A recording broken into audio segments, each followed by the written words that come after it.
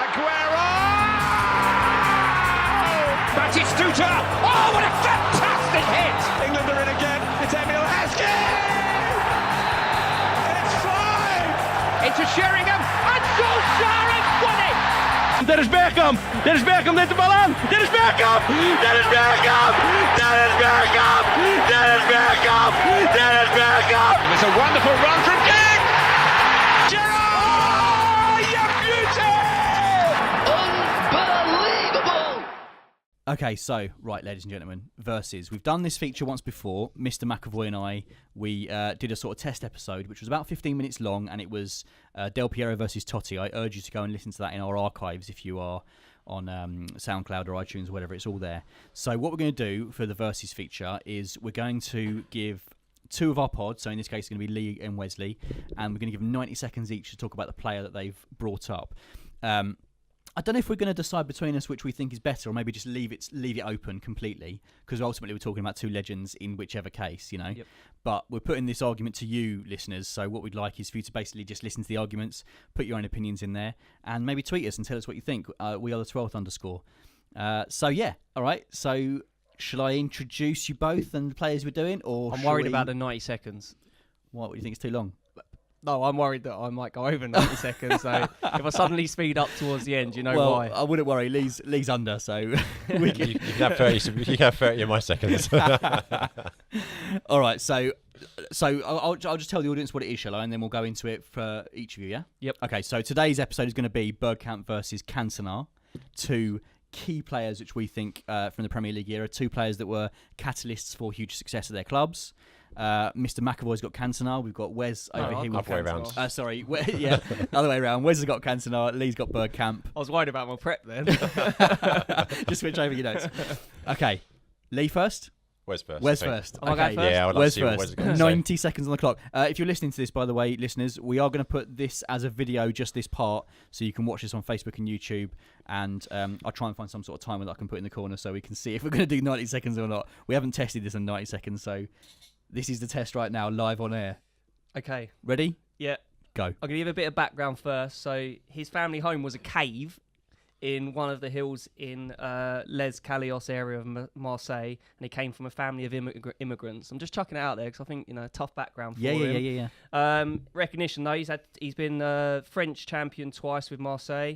He's won the French Cup with Montpellier, 5 English champions, Leeds once, in United and then 4 with times. United, yep. 2 FA Cup winners, obviously with United. Mm-hmm. 4 Community Shield winners, great cup that. And he also won the FIFA Beach World Cup in Rio de Janeiro. Did he know really? When was that? 2005. Wow, fantastic. Brilliant. And he retired in 99? Mate, you're killing my 90 seconds here. Sorry, go. I'm sorry. I'll add some time on. It's fine, Okay. it's fine. So he was turned down by Liverpool manager Graham Souness before he joined United. Do you know that? I did, yeah. They only lost twice in the league after Cantona's arrival and finished the season as champions for the first time in 26 years. Amazing. That's pretty incredible. Became the first player to win consecutive English top division titles with different clubs as well. Mm-hmm. He had actually won a domestic league title with different clubs for 3 successive seasons, having helped Marseille win the French league title in 91. Oh, is that right? I didn't know that. Okay. He made 156 appearances for United, scoring 70 goals and assisting 56, which for a striker is incredibly high. Of all his appearances, United won 94 and only lost 19 games. 10 seconds. I've got a lot more. Keep going. Keep going. Keep going. 4 Premier League medals in a row, and his influence to the youth and the rest of the players made United so successful in the 90s. So I'm just going to finish with a food for thought. Yep. Had he been brought to England earlier, could he have been the best? Potentially. He played 220 games in French leagues, arguably easier at the time, and scored 69 goals over a span of 11 years. He played 220 games, again, weirdly enough, in English leagues and scored 96 goals. The complete opposite. Interesting. Yeah, very interesting. 30 more in the league, which it was much harder during that time for Manchester United. Would they have won the title, do you think, more in that 26 years gap? Maybe. Decide. And I'll finish with the karate kick, the collar up, the famous number 7. He was pinnacle of what a striker was to become, and it was an influence to so many other players. Who else could be banned 5 times for calling an international manager a piece of shit? playing Leeds for United, spitting in a fan's face, being called to a FIFA disciplinary, and when banned for a month, walked up to each official and called them idiots. karate kicked an abusive fan and still coming back after this to win 3 Premier League medals and an FA Cup. Oh, and he did all this before he was 32. I mean, I'm not a fan of the spitting, but all the other stuff. What a ledge. Wasn't it 4 Premier League medals? After his ban. Oh, right, Yeah, cool. after his ban, yeah. Sorry. Nice. So that was more than 90 seconds, but I enjoyed that. sorry. No, it's fine. It's fine. Thank you. I'll just keep resetting the clock on the video. Can I make a note on the Cantona side?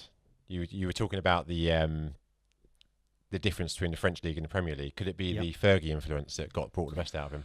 Maybe. Could say that. Yeah, maybe. I think for me, the interesting thing is, I know this obviously offer this bit, but he actually played for 11 seasons in the French league and obviously didn't do anything. I think to take that chance on someone like that, it kind of shows as a manager, he must see something. Yeah, because definitely. at the time, Fergie was trying to buy like Shearer. He bought Dion Dublin. I think it was when Dublin broke his leg like 4 games into the season. 11 6. So we must be talking. He must have made his debut at 16 or something, I guess. Then could he come to? Couldn't have come to England later than 26, 27, right? He came. He played 5 years and he retired at 31. So 26. Right. Yeah. So he must have started really young in the French league. I mean, it's crazy that he retired at 31. Yeah, that was crazy. Like he really, his pinnacle years were United. Yeah. Obviously.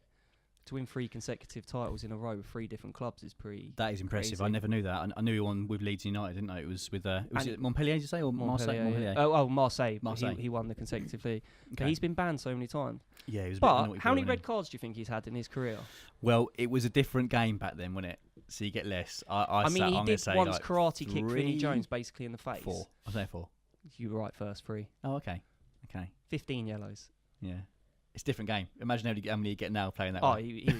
I was watching his highlight reel, man. And he's mental. Yeah. He is mental. He All right. lived in a cave. Lee, we're talking number 10s. We're talking Dennis Bergkamp.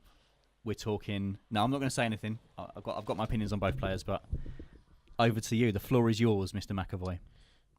Bergkamp. Let's do this. Well, a little bit of background, like we said with Cantona. He started out in the Dutch league, born and bred. He was by Ajax since the age of 11. Proper Ajax. Yeah, proper come through the academy under Cruyff of all people. Not a bad manager to have. Twice Dutch Player of the Year. Okay. Considering he was quite a young player, you were talking about a 21-year-old. I think that's pretty impressive. He was top goal scorer one season when they won it. He only won 1 league with them, but he was pinnacle in winning it. Mm-hmm. Stats were pretty awesome. And then he got a move to what he described as the league to be in at the time in the early 90s, which is in Italy. Absolutely. And he said he wanted to go to either Juventus or Inter Milan, and he got this move to Inter Milan, quite high fee, like 7.1 mil, which back then we know that's a lot of money. That was double what Keane went for to Man United. But 2 really, really unsuccessful seasons. He basically got dropped halfway through the season. First season, another manager came in, did nothing. So to take a risk on him, which I suppose for Arsenal wasn't really a risk in those early days because they weren't doing it. They were like mid-table team. But he came over and like instantly within 2 seasons, Arsenal were challenging for the title, finishing runner-up to a runaway Man United. And it was a lot of it was down to Bergkamp. You can't do it without Anelka or Henry's goals, but you need the exactly. creativity. And he was their top goal scorer, like second season in, which was pretty impressive. 22 goals. He had a lot of assists. He was like joint assist as well with Hasselbank, I think it was of all people, which is a bit odd. Great shot. And I think Henry described him as just being the dream partner for a striker. Setting him up because his vision was amazing. So on paper, I mean, he's won a few titles, he's won a few FA Cups, but on paper, he hasn't got those accolades that a Paul Scholes or a Ryan Giggs has got. But you can say Arsenal's form started when they signed Bergkamp, and in all honesty, Arsenal's form finished up to recently when Bergkamp retired. Good point. So just as number 10, I think in the last 15, 20 years in the Premier League, I don't think there's any rivals. Okay. That's about the same amount of time Wes had, I think, roughly. About 2.5 minutes. Roughly. I think with it, like something like to think about is that both of these players revolutionised these teams, didn't they? I think they Absolutely. did. When they did, yeah. When Cantona joined United, they were 10th in the Premier League. They ended up winning that season 10 points. Yeah. And Bergkamp done exactly the same. Let me ask you, like, the opposite players, right? So for you, Lee, for Cantona, then, the most iconic moment, the one moment that sticks out in your mind. Oh, it's the flying kick into the crowd. And where's the most iconic moment for Bergkamp? Where the little flick around the keeper. Right. So that I knew you both say that against Newcastle. I knew you both say that. So then, therefore, how do we judge it on that? That one player's most iconic moment was an amazing, personally my favourite goal ever in the Premier League. And the other one was something which you shouldn't really encourage, you know? Do you know the other thing, though, with Cantona, for me, another iconic moment, only because it's, I don't know, you could see the respect in the rest of the team. I don't remember who they're playing. Something says Southampton, but I don't know if I'm right. And he chips the keeper, and he just turns around. Oh, that goal. And the arrogance on his face. I think it was against Derby, and it no, was it is beautiful Derby. 1-2. Yes. And it was... I remember Ronaldo scored one similar to that in later years, and he just sort of looked around like, yeah, this is my theatre. This is me, you know?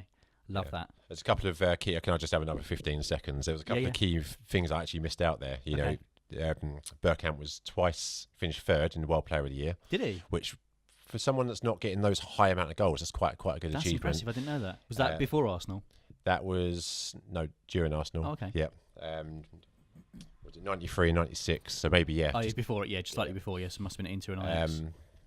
But yeah, yeah, impressive. Yeah, the non-flying Dutchman, famously. Wouldn't fly, would he? You'd only go to away matches in Europe if you could drive there. And the goal you just talked about against Newcastle was voted the best Premier League goal of the 25-year era. Was it? It is a brilliant goal. I'm having that. One thing I'll say to the listeners who play football, how many of you during your lives have put your collar up? When I was a kid, it's all I ever did. Exactly. Absolutely. Being a United fan as well, I can't remember a time I didn't put my collar up as that during that era. That was, I think that's an influence, isn't it? That kind of shows what kind of statement he was as a player. I think just looking at it as well, like, so to put this to you, the listeners, then I suppose we're arguing here against two number 10s, but in reality, I suppose you could say that maybe Bergkamp was slightly more productive because he was feeding Anelka and then Henry, who were more prolific than any strikers that Cantona fed in his time. We signed Cole in the later years. You had Mark Hughes as well, didn't you? We're talking about Henry. We're talking about no United strikers ever would clear 20 goals. I think there was a stat about Brian McClare. Before Van Nistelrooy, Brian McClare or something was the first player to get 20 goals or something. Brian something McClare crazy. got moved to midfield when Cantona got brought in the team. Is that right? He was the reason that he didn't play striker. Right, Cantona superseded him. Mm. But you know who superseded Cantona in the French team? Go on. When he was banned? The one and only Zinedine Zidane. Oh, was it Zizi? And I was going to say David Ginola for he some was the reason there, he didn't get back in the team. Is that right? Yeah. And Fair dues. then they didn't qualify and Platini quit. Okay, I think we'll call it a day there, listeners. I'm not going to make any judgment on this because I'm a United fan, so I think you all can guess which one I'd go for. No, I'm fair, I'm impartial. I got to admit, though, Bergkamp's goal is probably my favourite Premier League goal as well. Like, I'm not unbiased with that. He's got a couple that they're in my top 10. Do you know one outside of Premier League? That goal he scores for the Dutch. For Holland against Argentina. It's crazy. When he takes it down from that 60-yard ball. Hey, something else to mention about Bergkamp. I think it was all the same season, or certainly very close. It was that goal that you're talking about, the other goal, the Premier League goal against Newcastle, and I think in the same season he did. Was it, I think August he got 1, 2, and 3 in the goal of the month. Is that with the two of them were against Leicester when he scored a hat trick. Yeah. And one was just one of the other goals in that month. I'm just going to finish off, listeners, just to sort of like, because we've never really explained these features, so this is our way of doing our kind of Hall of Fame sort of thing, you know. So that's the reason we're doing the stickers, which we're going to do every so often as well, which you can hear the most recent team in last week's episode, and that's why we're doing the verses as well. So this is our way of doing that. So get back in touch with us, give us some feedback on Twitter about players that you'd like to hear in the next verses episode, and let's move on with the episode, shall we? Absolutely.